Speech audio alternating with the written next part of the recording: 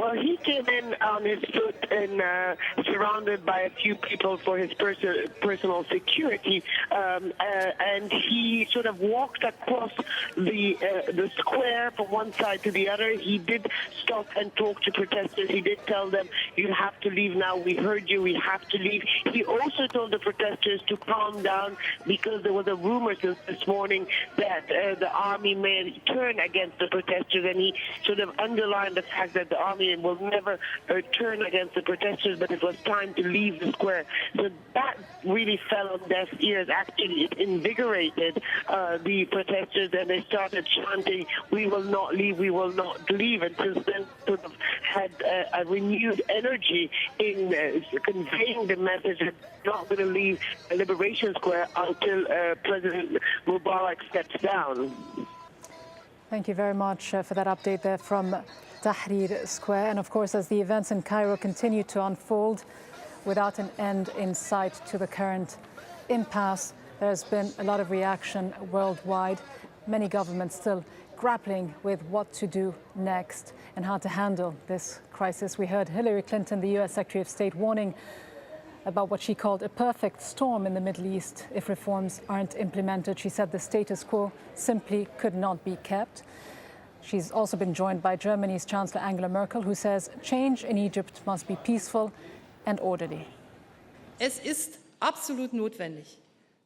is of vital importance to uphold the freedoms that we consider universal, like freedom of press, freedom of opinion, freedom of independent journalism, not only in Europe or America, but also in Egypt. Yesterday was relatively peaceful, and we hope it was a sign and will continue. There will be a change in Egypt, but it must be formed in a way that it will be peaceful and sensible. Dr. Omar Ashur, who's a lecturer in the politics of the modern Arab world at the University of Exeter, joins us again. We just heard the words of Angela Merkel. If this were happening anywhere else in the world, anywhere else possibly beyond the Arab world, where a government was seen as being ideologically opposed to governments in the West, would we be getting the same kind of tepid reaction from these governments in the West, in Europe, in the US? No, obviously the West has its own interests, and this is the principal motivator of their policies, as opposed to moral standards. So obviously if this was happening in Iran, and it happened something similar in Iran, a revolt also for, or demonstrations for freedom and democracy there, and from the very first day you had Western support 100% behind it. You had a similar situation in Tunisia, and we did not get a response from the US administration except 3 weeks later. But in any case, the support is welcomed anytime. Again, the position moved quite significantly from saying that Mubarak's regime is a stable, friendly regime in the very beginning of this crisis, all the way to demanding immediate change right now. Well, as you heard from Hillary Clinton, the status quo is unsustainable, and she was not talking only about Egypt, but about the rest of the region.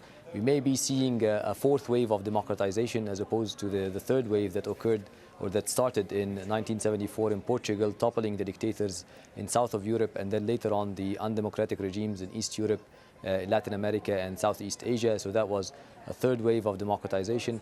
This might be the fourth wave of democratization and the Arab democracy spring, if you wish, starting first in Tunisia and Egypt, and possibly taking roots elsewhere like Yemen, Jordan and others.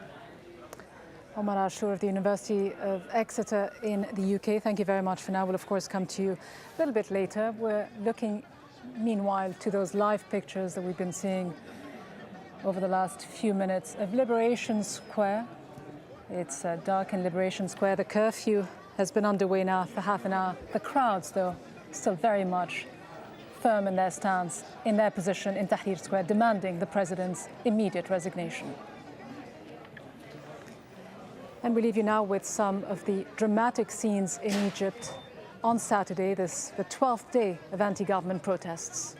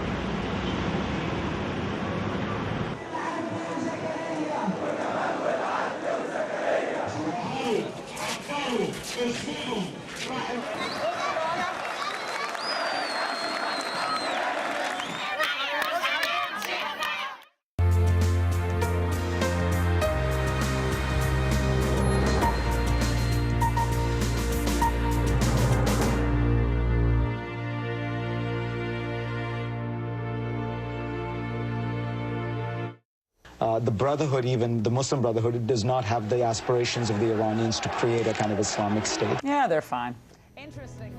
U.S. media coverage of the uprising in Egypt in the spotlight. Has their reporting of events been professional and impartial, or U.S.-centric and commercially driven? And what about the knock-on effect on the American public?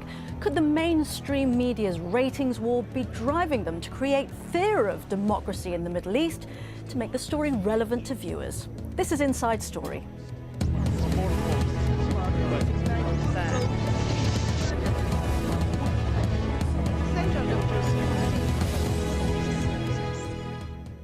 Hello and welcome to the programme. I'm Veronica Pedrosa.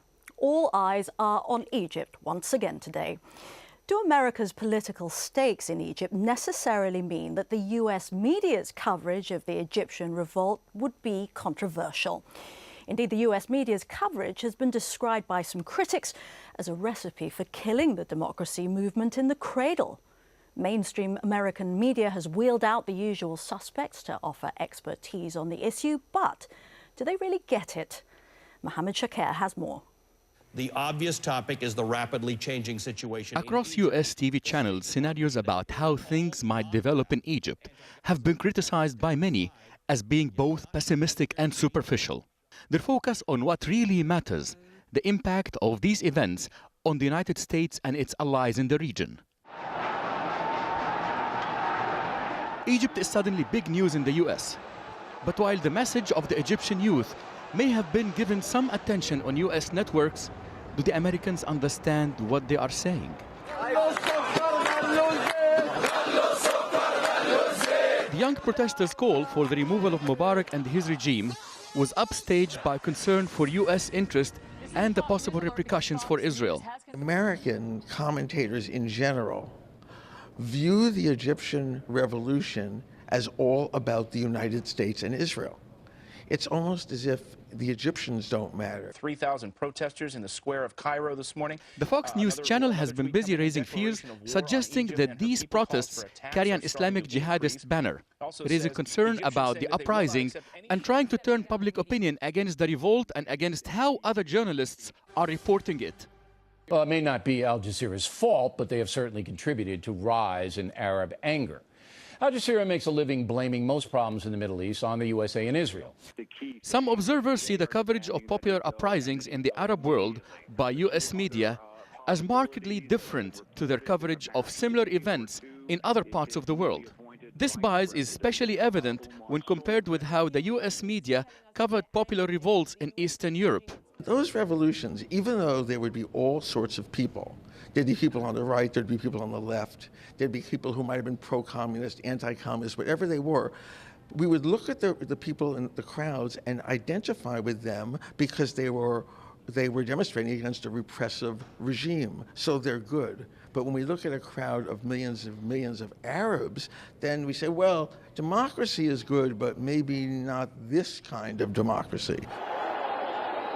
Egypt's protesters are determined to persist in their uprising until they reach their objectives of bringing down the regime. Despite the violent response by the authorities, with many journalists assaulted and detained, the U.S. media has been forced to delve deep into Egypt's internal affairs, looking closely at its democracy, freedom, and the legitimacy of a regime allied with Washington. With headlines like the pro-Mubarak mobs assault protesters under the watchful eye of the army, the U.S. media has had no option but report the facts. Many of whom told me a few hours ago, I will not be happy unless he steps down. Will these events bring about a fresh look by the U.S. media? Will they now be forced to taking a deeper look at the region? Mohammed Shakir for Inside Story. All right, well, joining us now are our guests. In New York, Jim Norekas, editor of Extra, that's FAIR's monthly magazine. FAIR stands for Fairness and Accuracy in Reporting. It's an American-based media watch group. In London, Charlie Wolf, political